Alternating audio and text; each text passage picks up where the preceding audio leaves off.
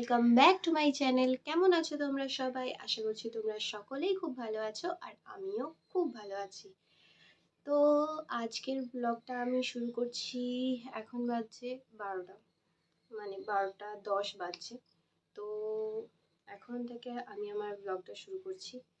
আসলে আমি আজকে ঘুম থেকে অনেকটা দেরিতে উঠেছি।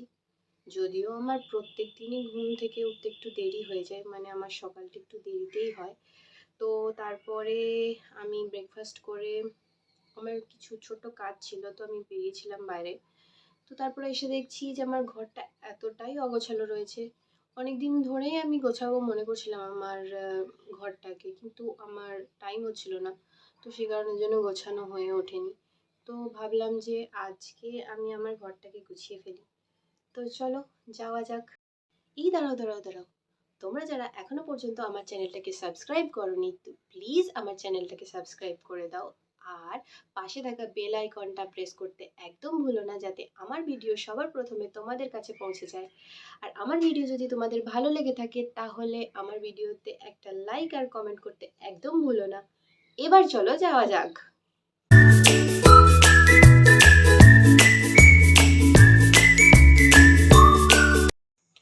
তো দেখো আমি চলে এসেছি এবং এসেই লেগে পড়েছি আমার কাজে। তো তারপরে আমি প্রথমেই আমার ব্ল্যাঙ্কেটটাকে গুছিয়ে নিচ্ছি। ব্ল্যাঙ্কেটটাকে প্রথমে ভালো করে গুছিয়ে নেওয়ার পর আমি বালিশগুলোকেও নিয়ে নেব, নিয়ে পাশের ঘরে রেখে দিয়ে আসবো। আর সাথে আমার ভালু দুটোকেও পাশের ঘরে রেখে দিয়ে আসবো। তার কারণ হচ্ছে আমি এখন ঘরটাকে ভালো করে ঝেড়ে নেব, মানে প্রচণ্ড পরিমাণে ধুলো। তো সেই কারণের জন্য ভালোভাবে আমি রুমটাকে ঝাড়ু দিয়ে ঝেড়ে নেব। প্রত্যেক দিন ঝাড়া হয় না, তার কারণ হচ্ছে গিয়ে একটাই, আমার না প্রচণ্ড ডাস্ট অ্যালার্জি। তো ডাস্ট অ্যালার্জির কারণেই আমি ঝাড়তে পারি না, মানে একটুতেই আমার প্রচণ্ড হাঁচি শুরু হয়ে যায়। একটা দুটো না, মানে একসাথে আমার 50-60টা এরকম হাঁচি শুরু হয়ে যায়। তো সেই কারণের জন্য সেইভাবে ঝাড়া হয়ে ওঠে না। তোমাদের এরকম কার কার ডাস্ট অ্যালার্জি আছে আমাকে একটু কমেন্ট করে জানিও তো। তবে আজকে কোনো ব্যাপার না, আজকে আমি ওষুধ খেয়ে নিয়েছিলাম প্রথমেই।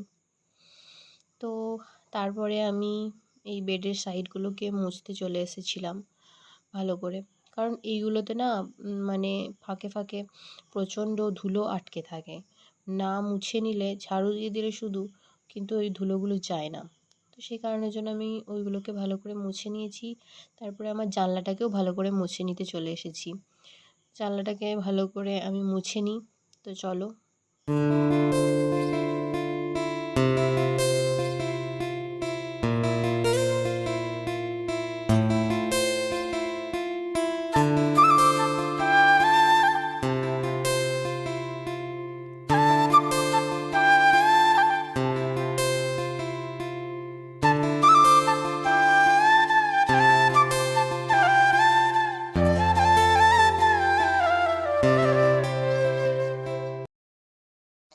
তো তারপরে দেখো আমি এই তাকটাকে গুছিয়ে নেওয়ার জন্য চলে এসেছিলাম। কীরকম অবস্থায় পড়ে আছে, এদিকে ড্রেসিং টেবিলটার অবস্থাও খুবই খারাপ হয়ে পড়েছিল। তো এখন আমাকে আগে এগুলোটাকে একটা একটা করে নামিয়ে নিতে হবে, নিয়ে তারপরে এই জায়গাটাকে ভালো করে ক্লিন করে মুছে ফেলতে হবে। মুছে ফেলার পরে তারপরে এগুলোকে আবার আমাকে সাজিয়ে ঠিকঠাক করে রাখতে হবে। তো এগুলোকে নামিয়ে নিই। আর এই পিকচারটা দেখতে পাচ্ছ, এই রাধাকৃষ্ণের পিকচারটা কি সুন্দর না? এটা আমরা একটা ক্যালেন্ডারে পেয়েছিলাম। ক্যালেন্ডার থেকে বাবা এটাকে পিকচার করে বাঁধিয়ে নিয়ে চলে এসেছে। মানে এতটাই সুন্দর লেগেছিল যে ক্যালেন্ডার থাকলে অনেক সময় ছিঁড়ে যায় বা অন্য কিছু প্রবলেম হয়ে যায়। তো সেই কারণের জন্য ওই ফটোটাকে আমরা পিকচার করে নিয়ে চলে এসেছিলাম বাঁধিয়ে।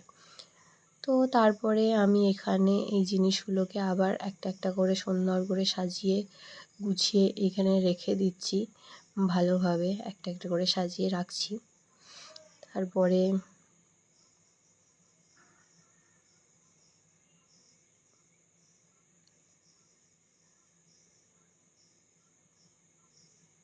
তারপরে আমি আবার এই পিকচারটাকে সুন্দর করে পরিষ্কার করে সাইডে সাজিয়ে রাখলাম। দেখো কি সুন্দর লাগছে না? আমি আবার এদিকে তাকে চলে এসেছিলাম তাকটায় পরিষ্কার করার জন্য। এখানে এত জিনিস রয়েছে, আমি প্রথমে ভাবলাম যে দু একটা জিনিস সরিয়ে রাখলে হতো, তো তারপরে দেখলাম যে না, প্রত্যেকটা জিনিসই আমার প্রায় ডেলি ইউজ করতে লাগে, তো সেই কারণের জন্য আর সরিয়ে রাখা হলো না। তো ভাবলাম যে কী আর করা যাবে, এগুলো যখন একটা দুটো সরিয়ে রাখা যাবে না, তখন এইখানটা ভালো করে পরিষ্কার করে নিয়ে তারপরে আবার সেখানে গুছিয়ে রাখা যাক। জানো তো, অগোছালো খুব একটাই থাকে না, কিন্তু বেশিরভাগ কী প্রবলেম হয়, প্রচণ্ড ধুলো হয়ে যায়। কেন জানি না এতটা ধুলো হয়। মানে আমাদের বাড়িটা কিন্তু একদম মেন রোডের ওপরে না, একটু সাইডে, একটু ভেতর দিকে, তাও কিন্তু জানি না কেন এতটা পরিমাণে ধুলো হয়ে যায়। তো ধুলোর কারণের জন্যই প্রবলেম হয়, তাছাড়া অন্য কোনো সমস্যা নেই। মোটামুটি গুছিয়েই থাকে সব জায়গাটায়, জিনিসগুলো গুছিয়েই রাখা হয়, শুধু ধুলোটাকেই পরিষ্কার করার জন্য। তো চলো এগুলোকে আগে আমি সাজিয়ে সুন্দর করে রেখে দিই।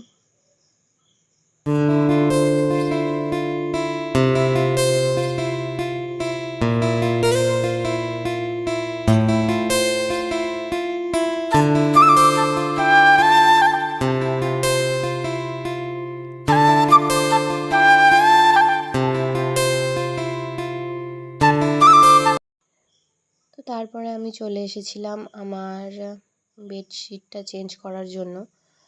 একটা কথা কি জানো তো, যদি তুমি রুমে আর কিছুই না করো, শুধুমাত্র বেডশিটটাকেই চেঞ্জ করো, তাহলে এই রুমের লুকটা কিন্তু একদম অন্য ধরন চলে আসে, তাই না? মানে দেখতে মনে হয় যেন রুমটা একদম নতুন নতুন হয়ে গেল। তোমাদের কার কার এরকম মনে হয় আমাকে একটু বলো তো। মানে দেখে মনে হয় যেন রুমটা একবারে নতুন হয়ে গেছে। আর যেদিন মানে একটা বেডশিট চেঞ্জ করে আর একটা বেডশিট নতুন পাতা হয়, সেদিন মনে হয় যেন ঘুমটাও খুব ভালো হচ্ছে।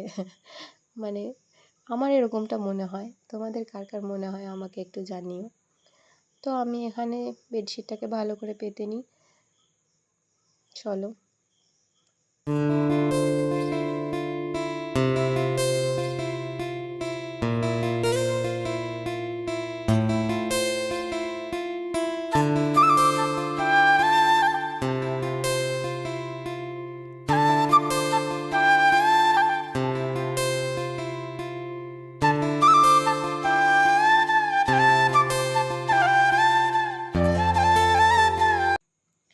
তো তারপরে দেখো আমি এখানে আমার বালিশের বেড কভারগুলো চেঞ্জ করা, বালিশের বেড কভার, এটা কি বলে ফেললাম, সরি, বালিশের তো বেড কভার হয় না। বালিশের কভার চেঞ্জ করার জন্য চলে এসেছি। তো তোমরা আমার কথাবার্তার ভুলগুলো একটু মানিয়ে গুছিয়ে নিও, কারণ সারাদিনে আমি এমনিতেই ভুলভাল বকি অনেক, তারপরে আবার নতুন নতুন ভ্লগ বানাচ্ছি না, একটু একটু ভুলভাল কথা হয়ে যাচ্ছে, তো সেগুলো তোমরা একটু মানিয়ে নিও। তো আমি এখানে বালিশের কভারগুলো চেঞ্জ করতে চলে এসেছিলাম, তো এখন বালিশের কভারগুলো চেঞ্জ করে নিচ্ছি। আর তারপরে আমি আমার ভালুকেও নিয়ে চলে এসেছি, ভালুকে এবার সুন্দর করে বসিয়ে রেখে দেব সাজিয়ে।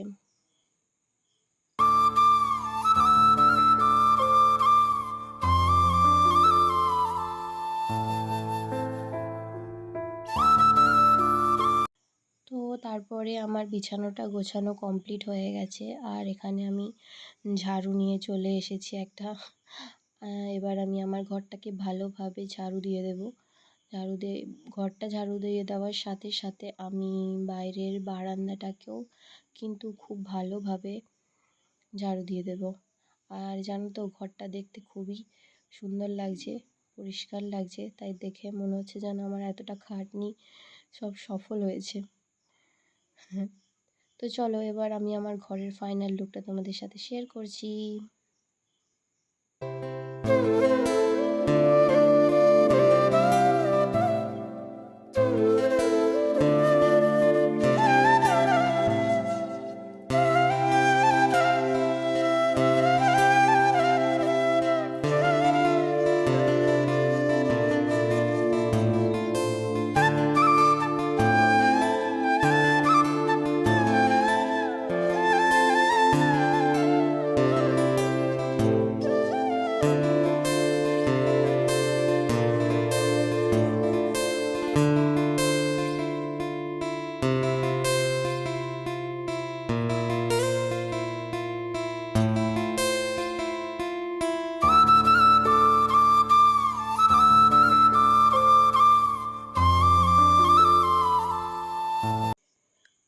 আজকের ব্লগটা আমি এখানেই শেষ করছি। আমার ভিডিও যদি তোমাদের ভালো লেগে থাকে তাহলে আমার চ্যানেলটাকে সাবস্ক্রাইব করে প্লিজ একটা লাইক, কমেন্ট, শেয়ার করে দিও। Thanks for watching.